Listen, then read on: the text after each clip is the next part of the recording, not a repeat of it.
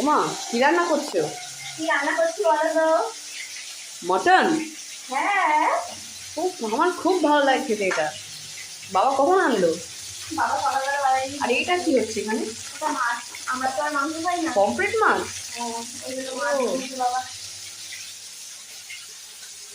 মটনটা খুবই টেস্টি লাগছে দেখতে। আগে থাকতে একটু মাখিয়ে রাখি মশলাটা দিয়ে, তারপরে সবার লাস্টে বানাবো। ঠিক আছে। দেখো মাছ রান্না হয়ে গেছে, একদম মাখা মাখা করেছি। আর পেঁপে ভাতে দেবো। এখনো ভাত রান্না হয়নি, আগে তরকারিটা রাখবো তারপরে। আর এই দেখো মটন এখনো হচ্ছে কড়াইতে।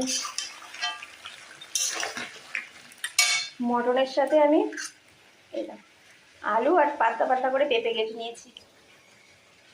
পেঁপেটা দিলে কি তাড়াতাড়ি সিদ্ধ হয়ে যায় আর ভীষণ টেস্ট হয় খেতে। যদিও বা আমি খাই না, ছেলে বলে যে মা ভীষণ ভালো লাগে খেতে। ওমা, একটু মটন কষা দাও।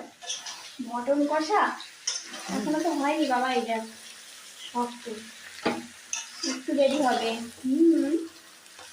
দেরি হচ্ছে। তাহলে আমি স্নান করতে চলে যাই, এসে খাবো।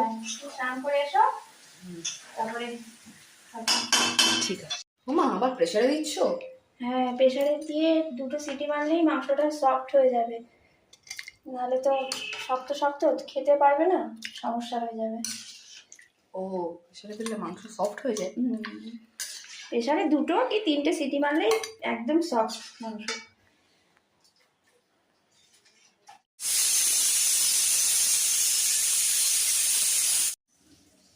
দেখো অবশেষে আমার রান্না কমপ্লিট হলো। একটু বেশি মশলা দেওয়া হয়ে গেছে, কারণ খাসির মাংস একটু বেশি মশলা না দিলে ভালো লাগে না। বাবু আয়, আরে রান্না হয়ে গেছে, খাবি আয়।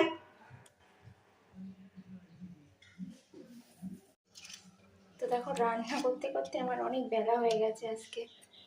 আর ছেলেও দেখছে আমি কাজে আছি, চান করতে গেছে দেরিতে।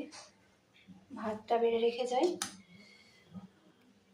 সেই খেয়ে আবার পড়তে বসবে, পরীক্ষা আছে।